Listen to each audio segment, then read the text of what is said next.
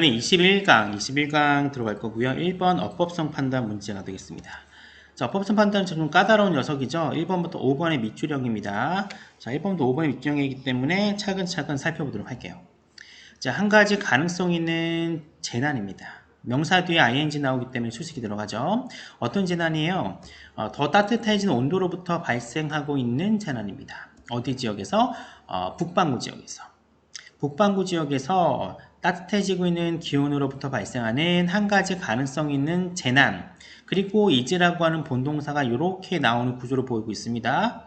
자, 이런 재난이라고 하는 것들은 잠재적인 티핑 포인트, 굉장히 중요한 순간이라고 하는 거죠. 뭐와 관련된 중요한 순간인가 봤더니 이 그린랜드 지역의 빙하와 관련되어 있는 잠재적인 중요한 시점이다라고 이야기를 하고 있어요. 자, 일단 문장 자체가 주어랑 동사랑 멀리 떨어져 있는 구조입니다. 이런 구조 당연히 어법 문제, 주어와 동사의 수일치 혹은 본동사의 형태 문제 많이 나오죠. 자, 일단 1번 같은 경우에는 이게 본동사입니다. 쭉 봤을 때 resulting이라는 게 나오기 때문에 본동사 필요하고요. 앞에 있는 aerials는 뭐예요? 주어가 아니잖아요. 자, 이렇기 때문에 이제 당연히 aerials 같은 경우는 복수긴 하지만 is랑 연관된 게 아닙니다. 그죠? 실제 주어는 one possible disaster이기 때문에 단수 주어 맞습니다. 따라서 단수 주어이면서 본동사 필요하기 때문에 1번의 is는 맞다라고 봐주시면 될 것 같아요. 자, 그 다음 넘어갈게요. 자, 대서양 컨베이어 벨트라고 하는 건 뭐로 구성되어 있느냐? 따뜻한 물로 구성되어, 즉 난류로 구성되어 있는데 이 난류가 어떤 특징이 있냐면은 명사 뒤에 ing 등 수익 들어가죠. 이 북미 지역의 동부 해안 쪽으로 올라가는 난류예요.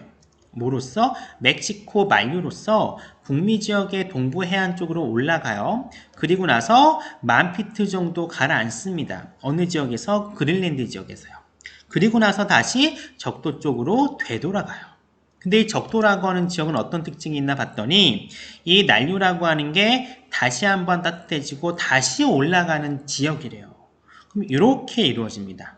그래서 이 warm water라고 하는 게요, 이 moving부터 again까지 수식이 되는 구조입니다. 더군다나 이 moving, sinking, moving 같은 경우는 앞에 있는 warm water를 수식하는 분사라고 봐주시면 돼요. 그래서 이렇게 가는 분사 이렇게 보시면 됩니다. 움직이고 가라앉고 그리고 다시 되돌아가는 난류로 구성되어 있다. 그래서 분사의 형태라고 봐주시면 됩니다.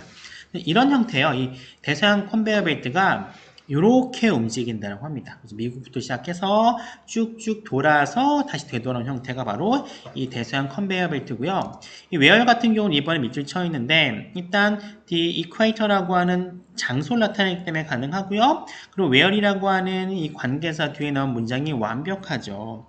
이 난류가 따뜻해지고 다시 오른다는 내용이기 때문에 완전한 문장이 나옵니다. 따라서 앞에 있는 장소, 뒤에는 완전한 문장, 관계부사 where 가능합니다. 자, 이 엄청난 양의 민물이요. 엔터 들어갑니다. 이 북대서양 쪽으로 들어가요. 어디로부터? 그린란드 지역으로부터 나와서 북대서양 지역으로 들어가는데 언제 들어가느냐? 이 얼음이 녹을 때 들어갑니다. 됐죠?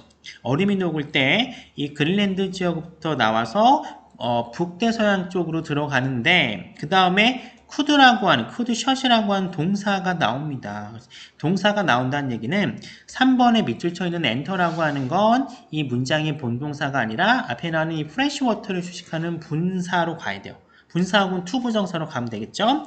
뒤에 목적어 나오기 때문에 능동입니다. 따라서 뭐 entering 혹은 to enter로 바뀌면 됩니다. 그래서 뭐 이 북대서양 쪽으로 들어가는 엄청난 양의 민물은 이렇게 될 것 같아요. 이런 구조로 보입니다. 따라서 정답은 3번이 되겠네요. 이런 민물은 이 컨베이어 벨트를 중단시킬 수도 있습니다. 왜냐하면 이 민물이라고 하는 건 소금물처럼 가라앉지 않기 때문에 원활한 물의 흐름이 작동되지가 않겠죠. 그래서 위험하다는 거예요. 이렇게 얼음이 녹음으로써 녹게 되면 민물입니다. 이 민물이 소금물이 아니기 때문에 가라앉지가 않아요. 그래서 물의 흐름이 발생되지 않기 때문에 이 대서양 컨베이어 벨트가 작동되지 않을 수도 있다라고 얘기를 하는 거예요. 자, 이러한 내용은요, 뭘 촉발시킬 수도 있느냐? 북미 지역과 유럽의 빙하 시대를 촉발시킬 수 있는데, 이러한 빙하 시대를 촉발시킬 수 있다라고 하는 건 지구온난화의 아이러니한 결과다라고 얘기를 하는 거예요.